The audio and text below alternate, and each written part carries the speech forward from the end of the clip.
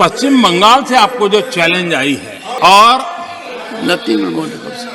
पश्चिम बंगाल से challenge I है कि कांग्रेस 440 पार नहीं कर पाएगी, 40 पार नहीं कर पाएगी। मैं प्रार्थना करता हूं कि आप 40 बचा पाए। पश्चिम बंगाल से आपको जो चैलेंज आई है और पश्चिम बंगाल से चैलेंज आई है कि कांग्रेस 440 पार नहीं कर पाएगी, 40 पार नहीं कर पाएगी। मैं प्रार्थना करता हूं कि आप 40 बचा पाए। पश्चिम बंगाल से आपको जो चैलेंज आई है और पश्चिम बंगाल से चैलेंज आई है कि कांग्रेस 440 पार नहीं कर पाएगी, 40 पार नहीं कर पाएगी। मैं प्रार्थना करता हूं कि आप 40 बचा पाए। রাষ্ট্রপতির বাজেট ভাষণের উপর রাজ্যসভায় জবাবি বক্তব্য রাখলেন প্রধানমন্ত্রী নরেন্দ্র মোদী এবং সেই সভায় বক্তব্য রাখতে গিয়ে একদম সবার শুরুতেই প্রায় তিনি মমতা বন্দ্যোপাধ্যায় রেড রোডে যে কথাটি বলেছিলেন কংগ্রেস সম্পর্কে, যে কংগ্রেস 300 আসনে একাই লড়বে এবং সেখান থেকে 40টি আসন পাবে কিনা সন্দেহ আছে, এবং সেই কথা রেস ধরে মোদী রাজ্যসভার ভাষণে তুললেন এবং বললেন পশ্চিমবঙ্গ থেকে 40টি আসন পাবে কিনা কংগ্রেস, যে সম্ভাবনার কথা বলা হচ্ছে, আমি চাই কংগ্রেস 40টি আসন ধরে রাখুন। অর্থাৎ মমতার কথা ধরে কংগ্রেসকে খোঁচা প্রধানমন্ত্রীর। এটা যেমন একদিকে, তেমন অন্যদিকে এখনো জোটের প্রতি বার্তা দিয়েই চলেছেন যে তৃণমূল আমাদের জোটে রয়েছে, মমতা বন্দ্যোপাধ্যায় আমাদের জোটে রয়েছে, রাহুল গান্ধী বলছেন, কংগ্রেস নেতারা বলছেন, কিন্তু সত্যি কি জোটে তারা রয়েছেন?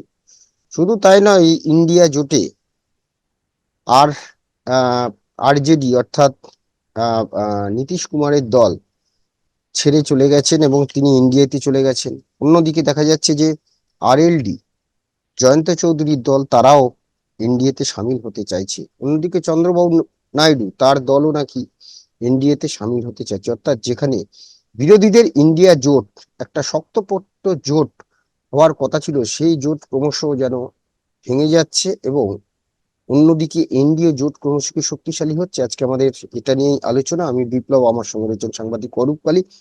অরূপদা, স্বাগত জানাচ্ছি। অরূপদা, প্রধানমন্ত্রী রাজ্যসভার জবাবি ভাষণে যেটা বললেন, রাষ্ট্রপতির বাজেট ভাষণের উপর জবাবি বক্তব্য রাখতে গিয়ে পশ্চিমবঙ্গে মুখ্যমন্ত্রী মমতা বন্দ্যোপাধ্যায়ের কথা টেনে এনে 40টি আসন পাবে কিনা একদিকে বলছেন, অন্যদিকে জোটের যে অবস্থা, কিভাবে পুরো বিষয়টা দেখছো? দেখো, নরেন্দ্র মোদী খুব রাজনীতির খুব কুশলী খেলোয়াড়।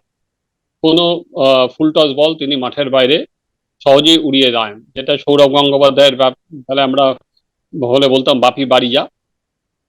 নরেন্দ্র মোদী সে একই স্টাইলে আজকে যখন উনি রাজ্যসভার ভাষণ দিলেন, খুব ইন্টারেস্টিংলি উনি মল্লিকার্জুন খার্গের একটা কথাকে বললেন, যে মল্লিকার্জুন খার্গে যেখানে বলেছেন, আশীর্বাদ করেছেন আমাদের 400 আসন পাবো।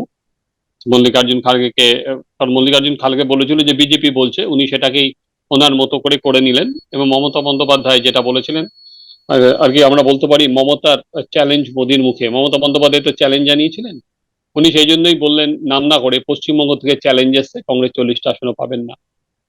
ফলে এটা বলে তিনি ইন্ডিয়া জোট শরিকদের মধ্যে যে প্রবল মতানৈক্য আছে বা প্রবল যে ডিফারেন্স আছে, সেটাকে তিনি আরো উস্কে দিলেন। যেটা হয়েছে, জনতা দল ইউনাইটেড জেডিইউ বেরিয়ে যাওয়ার পর থেকে, নীতিশ কুমার বেরিয়ে যাওয়ার পর থেকে আর কি শত লাথি ঝাঁটা খেলেও রাহুল গান্ধী কিন্তু এখনো পর্যন্ত ঘোষিতভাবে বলে যাচ্ছেন, বা কংগ্রেসের শীর্ষ নেতৃত্ব তারা, যে তৃণমূল কংগ্রেস আমাদের সঙ্গে আছে। তৃণমূল কংগ্রেস যেখানে বলছে যে আমরা আঞ্চলিক দলকে নিয়ে লড়বো, ভোটের পর জোটের কথা বোঝা যাবে, কিন্তু তা সত্ত্বেও কংগ্রেস নিজের মুখে কোনোদিন এই দায় ঘাড়ে নিতে চায় না, জেডিইউ এর নীতিশ কুমারের বেরিয়ে যাওয়ার পরে, যে আমাদের সঙ্গে জোটের বাদবাকি শরিকরা আমাদের সঙ্গে নেই। তো সেখানে দাঁড়িয়ে মমতা বন্দ্যোপাধ্যায় যে কংগ্রেস সম্পর্কে যে বিষোদ্গার করেছেন, সেটা কিন্তু মোদির অন্যতম বড় অস্ত্র হতে যাচ্ছে প্রচারের ক্ষেত্রে। উনি আজকে যখন রাজ্যসভায় উনি বলেছেন, তার মানে স্বাভাবিকভাবে এই ভারত জুড়ে প্রচারের ক্ষেত্রে উনি এটা ব্যবহার করবেন। সেটা কিন্তু বড় অস্ত্র। জানি না তৃণমূল কংগ্রেস এটা তাই নয়, আহ, আহ, হ্যাঁ। এই আহ, কংগ্রেসের যিনি সভাপতি, তার বক্তব্যের কথাও তিনি তুলে নিয়ে এসেছেন। মল্লিকার্জুন খার্গে তিনি বলেছিলেন হুম। ভুল করে যে 400 আসনের কথা বলে ফেলেছিলেন, এবং সেটাও তিনি তুলে আনলেন যে খার্গেজি আশীর্বাদ করেছেন যে বিজেপি 400 আসন পাবে। হ্যাঁ, সেটাই তো আমি বললাম হুম। যে মল্লিকার্জুন খার্গের কথাও যেমন বলছে, ফলে বলল ও কুশলী খেলোয়াড় হিসেবে তিনি হুম। সে কাজটাই করছে। ফলে আমরা একদিকে দেখছি যে ইন্ডিয়া জোটের বিভিন্ন শরিকদের মধ্যে যখন ফাটল বাড়ছে, ফাটল চওড়া হচ্ছে, অন্যদিকে কিন্তু উল্টো পিঠে নরেন্দ্র মোদী এনডিএটাকে স্ট্রেনথেন করছেন। গত 10 বছরে নরেন্দ্র মোদীর শাসনে সব থেকে বড় নরেন্দ্র মোদীর বিরুদ্ধে অভিযোগ ছিল, বা বিজেপির সরকারের বিরুদ্ধে এনডিএ কোনো শরিকরা তার সঙ্গে থাকতে পারেন না। তুমি শিবসেনা বলো, তুমি অকালি দল বলো, একের পর এক শরিক তাদের ছেড়ে বেরিয়ে গিয়েছে। এটা তো এনডিএর বিরুদ্ধে অন্যতম অভিযোগ ছিল যে তিনি শরিকদের নিয়ে চলতে পারেন না। কিন্তু নীতিশ কুমার বলো, সবাই এনডিএ ছেড়েছিল। তো সেখানে দাঁড়িয়ে আমরা এবার কি দেখছি যে নরেন্দ্র মোদী কিন্তু আগের দিন বলেছিলেন লোকসভায় যে 400টা আসনের মধ্যে 370টা পাবে হচ্ছে বিজেপি, আর বাদ বাকি 30টা আসন পাবে হচ্ছে এনডিএ। কোন শরিক রাজ্যে সেখানে কিন্তু উনি বলেননি। কিন্তু আমরা এখন আমরা যত দিন যাচ্ছে, যতটাই ইন্ডিয়া জোটের ছন্নছাড়া দশা, সেখানে কিন্তু বিজেপি অনেকভাবে গুছিয়ে নিচ্ছে। আমরা যেটা দেখতে গেছি, দুদিন আগে পর্যন্ত যেটা জানতাম যে উত্তরপ্রদেশে আহ অন্তত বিরোধীরা একটা জোট, ইন্ডিয়া জোট একটা একটা ইন্ডিয়া জোট করার চেষ্টা হচ্ছে। সেখানে যদিও কংগ্রেসের সঙ্গে কোনো আলাপ আলোচনা ছাড়াই কংগ্রেসের জন্য আসন ছেড়ে অখিলেশ বলে দিচ্ছে, কিন্তু সেখানে আরএলডির সঙ্গে জোটের কথা বলা হয়েছিল, এবং জাট বলায় কিন্তু তাদের যথেষ্ট ভালো আর কি দখলদারি আছে বলতে পারো। শুধুমাত্র অন্য জায়গায় পাঞ্জাবের জাট ভোটও কিন্তু জাট বলায় দিনে আরএলডি কিন্তু একটা ভালো প্রভাব আছে। কিন্তু সেটাও এখন কথাবার্তা চলছে, 4টে আসন পাবে না 5টা আসন পাবে, সে তো পরের কথা, কতগুলো আসন হবে। কারণ বিজেপি 2019 সালের ভোটে এখান থেকে 66টা আসন তারা নিয়ে বেরিয়েছিল।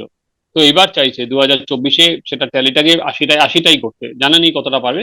তাদের সেই লক্ষ্য রেখে এগোচ্ছে, এবং সেই লক্ষ্য রেখে তারা কিন্তু জোটের কাজ সম্পূর্ণ করছে। একইভাবে তুমি যদি দক্ষিণে দেখো, সাউথে এখনো পর্যন্ত কর্ণাটক এবং তেলেঙ্গানায় বিজেপির ভোট শেয়ার বেড়েছে, প্রায় 3 থেকে 8% ভোট হয়ে গেছে। আহ, আহ, কর্ণাটকে যদিও ক্ষমতা হারিয়েছে, এবার দেখা যে আর কি বিধানসভা লোকসভায় আগেও আমরা হারার পরও দেখেছিলাম অন্য রাজ্যে বিজেপি ভোট করেছে। এবার দেখার যে কর্ণাটকে কতগুলো আসন তারা পাবে, এবং তেলেঙ্গানা থেকে কি পাবে। বিজেপি কিন্তু দুর্বল অন্ধ্রপ্রদেশে, বিজেপি দুর্বল তামিলনাড়ুতে। তাই জন্য বিজেপি অন্ধ্রপ্রদেশে সেই জোটটা, অন্ধ্রপ্রদেশে 25টা আসনের মধ্যে জোটটা সম্পূর্ণ করে ফেলতে চাইছে। সেটা খুব তাড়াতাড়ি ঘোষণা হয়ে যাবে। একটা সময় তেলেগু দেশম পার্টি টিডিপি ইন্ডিয়া জোটের সঙ্গেই ছিল, কিন্তু চন্দ্রবাবু নাইডু স্টেটের জন্য বেশি টাকা চেয়ে স্পেশাল স্টেটাস চেয়ে উনি বেরিয়ে গিয়েছিলেন সেই সময়, তাই জন্য জোটটা ভঙ্গ হয়ে যায়। কিন্তু এখন এতদিন আমরা যেটা দেখেছিলাম, অন্ধ্রে কিন্তু জগন কোনো সময় সরাসরি বিজেপির বিরোধিতা করেনি। নানা বিলে সমর্থন করেছেন, বিল থেকে ওয়াক আউট করেছেন, ফলে বিজেপির সঙ্গে উনি একটা রিলেশন রেখেই চলছিলেন, যে সরাসরি যেটা একইভাবে আমরা দেখেছিলাম তোমার উড়িষ্যার ক্ষেত্রে। ওড়িশার ক্ষেত্রেও। হুম। কোনো সময় নবীন পট্টনায়ক কিন্তু সরাসরি বিরোধিতার রাস্তায় যায় না, যে যখন সেন্টারে থাকে তার সাথে উনি অনেক বেশি ফোকাস করেন নিজের রাজ্যের উন্নতিকে, হুম। কংগ্রেসের সহ বা পরবর্তীকালে বিজেপির তরফেও। তো এই জায়গায় যা আমরা আর কি কংগ্রেস সহ জোটের শরিকদের এই দশের উপর মরার ওপর খাড়ার ঘা তুমি বলতে পারো। সেটা হচ্ছে শরদ পাওয়ারের থেকে প্রতীক চলে যাওয়া। সেটা সত্যি মরার ওপর খড়ার ঘা হিসেবে তাদের নামবে। তাদের দীর্ঘদিনের যে ঘড়ি প্রতীক, সেটা চলে গেছে হচ্ছে তোমার সোজা অজিত পাওয়ার গোষ্ঠীর কাছে। অজিত পাওয়ার গোষ্ঠীর কাছে। হুম। এবার এখনো পর্যন্ত ছন্নছাড়া অবস্থা, নতুন নেবে লোককে কিভাবে চেনাবে। ফলে এটা তো তাদের কাছে আরো যথেষ্ট আর কি কি কি বলতে পারো, ধাক্কা। অস্বস্তি, হ্যাঁ, এবার ধাক্কা। হ্যাঁ, হুম। খুবই ধাক্কা। হুম। এবং সেখানেও মহারাষ্ট্রে এখন শুধুমাত্র এই জোট নয়, তার উপর দাঁড়িয়েই চেষ্টা হচ্ছে তোমার রাজ ঠাকরেকে কিন্তু নিয়ে আসার।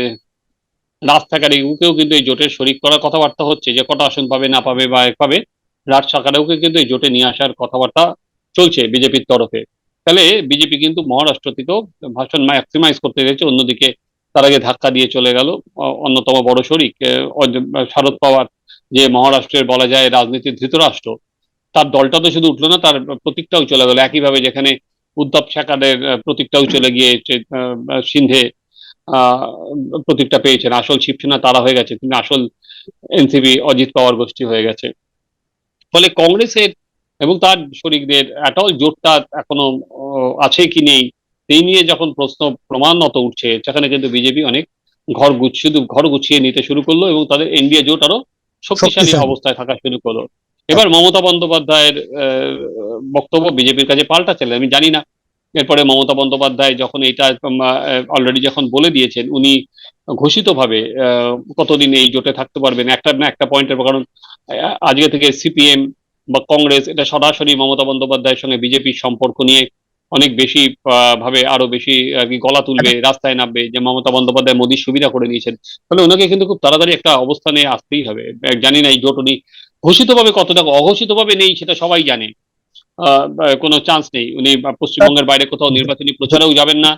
হ্যাঁ, ইন্ডিয়া জোটে মমতা বন্দ্যোপাধ্যায়কে স্পষ্ট করতে হবে তিনি কোন দিকে আছেন, কারণ রাজ্যসভায় আজকে নরেন্দ্র মোদী যে প্রশ্নটা তুলে দিলেন তার কথাকে উল্লেখ করেই আহ কংগ্রেস 40টি আসন পাবে কিনা সেই যে চ্যালেঞ্জের কথা বলেছেন, এইটা কিন্তু বিভিন্ন জায়গায় এখন প্রচারের আলোয় আসবে। অন্যদিকে কংগ্রেস সিপিএম এ রাজ্যে সেটা ছেড়ে কথা বলবেন না, তার আরো চেষ্টা করবেন যে বিজেপির সঙ্গে তৃণমূলের ঘনিষ্ঠতা সেটিং এইসব তথ্য তুলে আনবেন। তাই আমরা এখন দেখবো যে সত্যি মমতা বন্দ্যোপাধ্যায় তো নিজে এখানে ঘোষণা করেছেন, কিন্তু তিনি বলেছেন এখন ইন্ডিয়াতে রয়েছি, কিন্তু তাকে তো একটা স্পষ্ট করতে হবে যে এই জোটে তিনি থাকতে পারবেন কিনা। অন্যদিকে এই জোট ক্রমশ শক্তিশালী হওয়ার কথা, সেই জোট ক্রমশ ভঙ্গুর হচ্ছে। উল্টো দিকে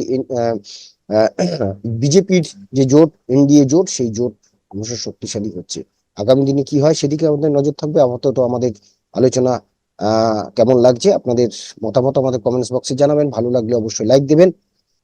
ধন্যবাদ অরূপদা, ধন্যবাদ আপনাদের, সবাই ভালো থাকবেন, নমস্কার। বাংলা বলছি চ্যানেলটি সাবস্ক্রাইব করুন এবং সমস্ত অনুষ্ঠানের আপডেট পেতে বেল আইকনটি অন করুন।